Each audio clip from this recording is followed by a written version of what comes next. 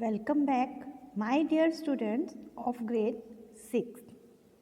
We are doing the 7th chapter of history, that is Great Thinkers and Growth of New Ideas.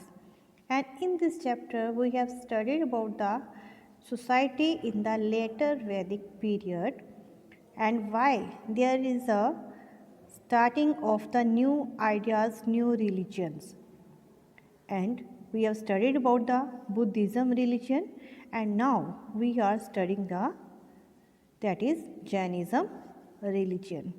In this video, we are going to study about the teaching of Mahavir Jain, the founder of Jainism religion. Let us start today's work. Teachings of Mahavira.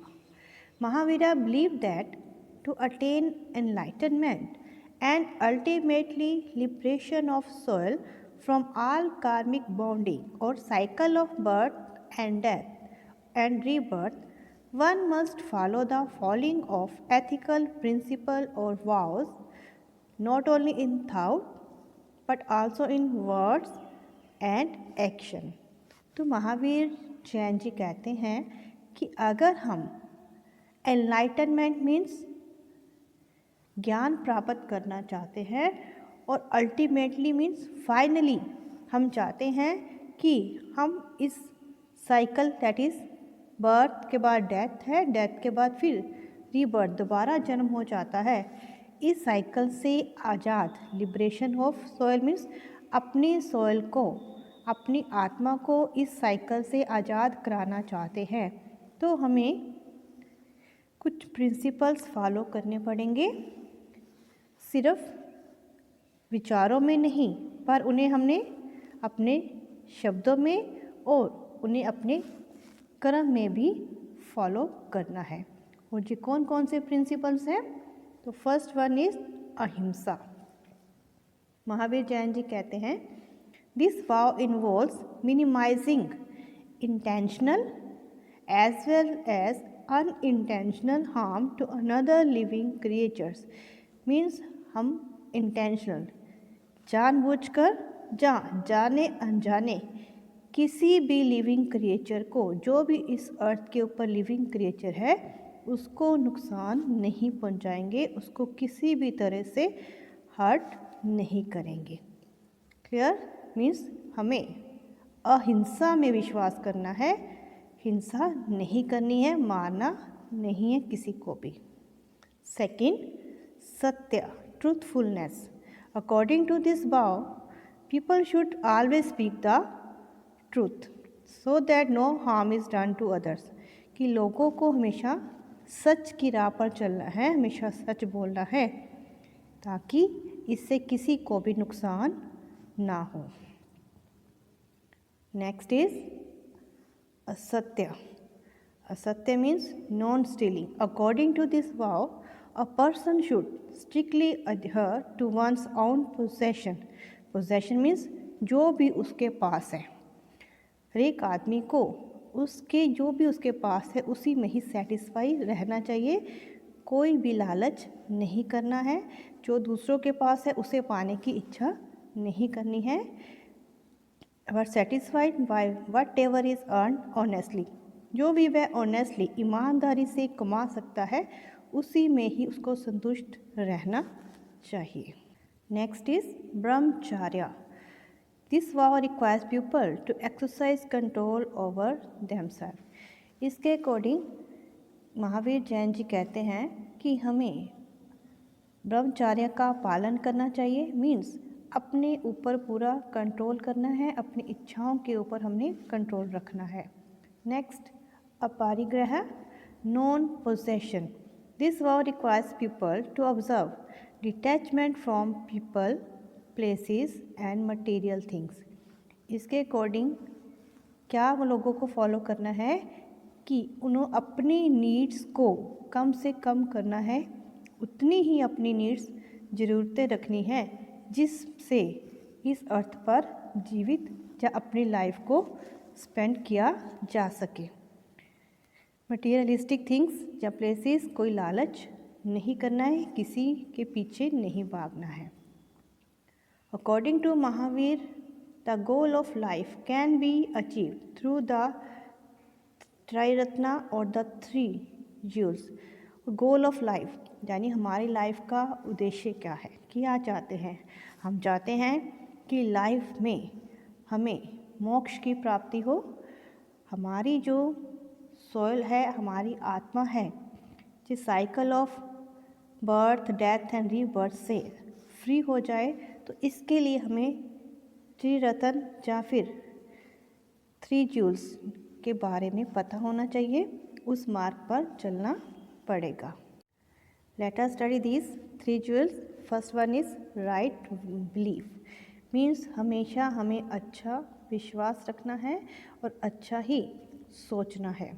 Right knowledge, सही ज्ञान की प्राप्ति करनी है, सही knowledge होनी चाहिए, किसी का हमने नुकसान या किसी को हार्म नहीं करना है।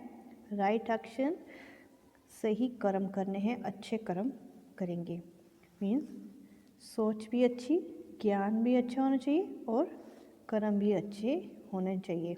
मन, कर्म और वचन से किसी को भी हमने नुकसान नहीं पहुंचाना है। Mahavira believed in simple living, वो सादे जीवन में विश्वास रखते थे। He did not believe in the caste system and taut equality of all Mankind.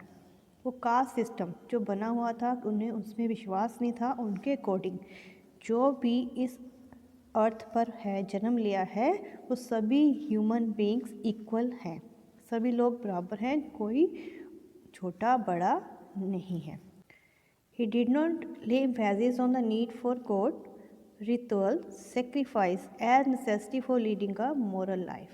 एक अच्छा जीवन व्यतीत करने के लिए वो मूर्ति पूजा और किसी भी तरह के आडंबर और त्याग के खिलाफ थे। वो चाहते थे अगर हम अच्छे ज्ञान की प्राप्ति और सही रास्ते पर चलते हैं, किसी का नुकसान नहीं पहुंचाते हैं, तो हम लाइफ के गोल को प्राप्त कर सकते हैं, मीन्स मोक्ष की प्राप्ति हो सकती है।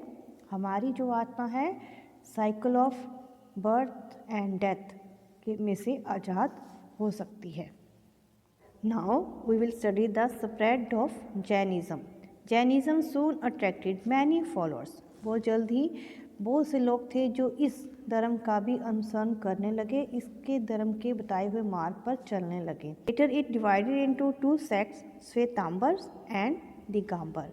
फिर बाद में जी जैनिज़्म जो धर्म था दो पार्ट्स में डिवाइडेड हो गया, श्वेतांबर एंड दिगंबर। द श्वेतांबर और the white clad are those who wear white garments. Shvetambar कौन होते हैं? जो हमेशा वाइट कपड़े पहनते हैं। It is more wide spread these days. सबसे ज़्यादा फॉलोअर्स इसी सेक्ट के हैं। एंड द दिगंबर और the sky clad are those who do not wear cloth. Digambar जो सबसे ऊपर है, स्काई क्लैड मीन्स जिन्होंने पूरी इनलाइटनमेंट ज्ञान की प्राप्ति हो चुकी हैं और संसारिक जो भी मटीरियलिस्टिक थिंग है, संसारिक मोह माया का त्याग कर चुके हैं। They do not wear cloth, वो कपड़े नहीं पहनते।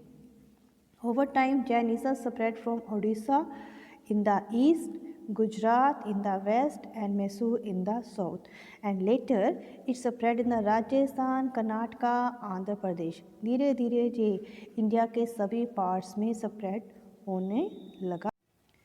There are Jain monasteries at all these places, और इन सभी प्लेसेस पर जैन मोनेस्ट्रीज हैं। मोनेस्ट्रीज क्या होती हैं? जहाँ पर जैन मॉन्क रहते हैं और अपनी तपस्या करते हैं। Shravanbel temple in Karnataka, Dilwara temple in Rajasthan are the famous Jain temples of monasteries. This is Dilwara temple located in Mount Abu in Rajasthan, and it is very famous for its architecture. And this is the Shravanbelgola temple in Karnataka, and it is the Gomteshwara statue. That's all about the today's lecture, that is about Mahavir Jain. I hope today's lecture and this chapter, the great thinker and the growth of new ideas in the later Vedic period, is clear to all of you. Thank you for for watching this video.